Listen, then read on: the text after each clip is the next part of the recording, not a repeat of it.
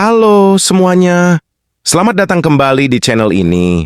Hari ini, saya sangat bersemangat untuk membahas topik yang mungkin tidak selalu nyaman, namun penting untuk tumbuh secara pribadi. Kita semua pernah di situasi di mana orang terlihat kuat dan percaya diri di luar, namun sebenarnya terlihat rapuh. Dan hal ini dapat secara signifikan mempengaruhi cara orang melihat dan merespons kita. Nah, inilah yang akan kita eksplorasi bersama hari ini. Hal yang membuat kita terlihat lemah, yang pertama adalah ketergantungan pada orang lain. Ketergantungan pada orang lain seringkali menjadi jebakan yang menghambat perkembangan pribadi kita. Mari kita selami lebih dalam. Mengapa perilaku ini dapat membuat kita terlihat lemah? Seringkali, dalam hubungan interpersonal, kita merasa nyaman saat bergantung pada orang lain. Mungkin itu pasangan hidup, keluarga, atau orang-orang terdekat. Namun, ketika ketergantungan ini melebihi batas sehat, kita bisa kehilangan independensi dan kendali atas hidup kita sendiri. Ketergantungan pada orang lain menciptakan situasi di mana kebahagiaan atau keberhasilan, kita bergantung pada kehadiran atau dukungan orang lain, dan itu bisa mengurangi kehadiran kita. Ketidakmampuan kita untuk mandiri dan mengelola kehidupan kita sendiri membuat kita terlihat seperti individu yang tidak memiliki kontrol atas kehidupan mereka. Bagaimana kita dapat mengatasi ketergantungan pada orang lain? Pertama, penting untuk meningkatkan kesadaran diri. Pahami alasan di balik ketergantungan ini dan refleksikan apakah kita benar-benar membutuhkan dukungan eksternal atau bisa mengatasi situasi sendiri. Selanjutnya, jalankan kemandirian. Mulailah dengan tanggung jawab kecil dan terus maju. Bangun kepercayaan diri tanpa mengandalkan bantuan orang lain. Ini adalah langkah penting antara ketergantungan dan pintu menuju kebebasan pribadi serta kemampuan untuk tumbuh sebagai individu yang kuat. Jadi, mari bersama-sama memahami dan melepaskan ketergantungan yang mungkin telah membayangi potensi sejati kita. Yang kedua, kita akan membicarakan kejelekan orang lain di belakang. Membicarakan kejelekan orang lain di belakang adalah kebiasaan yang dapat merusak hubungan sosial dan menciptakan atmosfer negatif.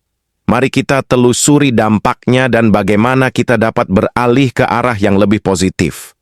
Seringkali, kita terjerat dalam godaan untuk membicarakan kejelekan orang lain di belakang mereka. Perilaku ini dapat merusak reputasi kita dan menciptakan efek domino yang merugikan. Membicarakan kejelekan orang lain di belakang seringkali terjadi karena kebutuhan untuk membangun rasa superioritas atau sekadar melepaskan ketidaknyamanan pribadi. Namun, dampaknya dapat sangat merugikan, baik bagi orang yang menjadi objek pembicaraan maupun untuk hubungan sosial secara keseluruhan. Kita cenderung merasa aman berbicara di belakang orang karena mereka tidak hadir untuk membela. Namun, ini menciptakan lingkungan di mana kepercayaan dan integritas menjadi taruhannya. Bagaimana kita menghindari jebakan membicarakan kejelekan orang lain? Pertama, refleksikan dampak negatif yang dapat dihasilkan. Selanjutnya, praktikan empati. Cobalah untuk melihat situasi dari sudut pandang orang lain dan fokus pada aspek positif daripada negatif. Beralih dari perilaku kritis ke mendukung dan membangun adalah kunci untuk merawat kepribadian positif. Dengan merawat kesadaran diri dan kebaikan hati kita dapat membentuk lingkungan sosial yang lebih sehat dan membangun hubungan yang positif. 3. Selalu berkata kasar terhadap hal kecil. Ketika kita selalu berkata kasar terhadap hal kecil, kita tidak hanya merugikan hubungan sosial, tetapi juga menciptakan gambaran diri yang tidak menguntungkan. Mari kita telaah lebih dalam dampak dari kebiasaan ini dan bagaimana mengendalikan emosi kita untuk pertumbuhan pribadi yang matang. Setiap kejadian kecil dalam kehidupan kita yang memicu reaksi kasar bukan hanya masalah perilaku eksternal, tetapi juga mencerminkan keadaan emosional internal yang perlu diperhatikan. Berkata kasar terhadap hal kecil seringkali terkait dengan ketidakmampuan kita untuk mengendalikan emosi. Sebuah frustrasi kecil bisa memicu reaksi berlebihan, menciptakan lingkungan yang tidak nyaman dan merugikan.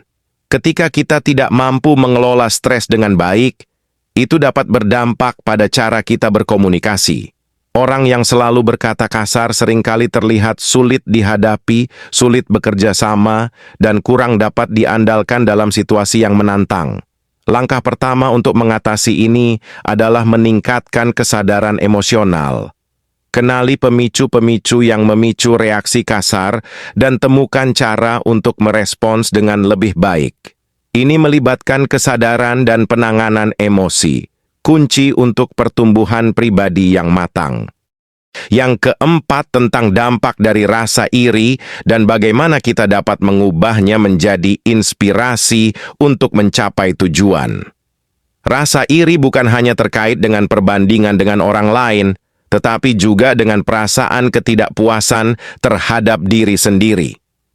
Langkah pertama untuk mengatasi rasa iri adalah mengubah paradigma dari perbandingan dengan orang lain menjadi peningkatan diri sendiri. Gunakan rasa iri sebagai dorongan untuk mencapai tujuan Anda sendiri. Sadari bahwa setiap orang memiliki perjalanan sendiri, dan keberhasilan seseorang tidak mengurangi potensi kita sendiri. Perasaan iri tidak hanya menghalangi pertumbuhan pribadi kita, tapi juga menciptakan lingkungan yang negatif di sekitar kita. Jadi, apakah keberhasilan pribadi yang kita capai sudah mencerminkan versi terbaik dari diri kita sendiri? Terakhir, tidak bisa menepati janji. Gagal menepati janji bukan hanya merugikan hubungan sosial, tetapi juga menciptakan citra diri yang tidak dapat diandalkan. Kita perlu memahami mengapa hal ini terjadi dan bagaimana kita dapat memperbaikinya. Gagal menepati janji bisa disebabkan oleh berbagai faktor, seperti kurangnya manajemen waktu, komitmen, atau bahkan kurangnya rasa hormat terhadap orang lain. Kita perlu meningkatkan keterampilan manajemen waktu dan komitmen, serta membangun komunikasi yang lebih terbuka. Dengan menepati janji, bukan hanya kita membangun hubungan yang lebih kuat, tetapi juga menciptakan fondasi untuk keberhasilan pribadi dan profesional yang lebih besar. Mari kita menjelajahi kebiasaan yang mungkin telah menghambat kita dan cara mengubahnya menjadi individu yang lebih kuat, positif, dan dapat diandalkan. Dengan kesadaran diri dan tekad untuk berubah, kita semua bisa menjadi versi terbaik dari diri kita sendiri. Terima kasih atas partisipasinya. Jangan ragu untuk berbagi pengalaman dan pandangan Anda di kolom komentar. Kita semua bisa tumbuh dan memperbaiki diri. Sampai jumpa di video berikutnya.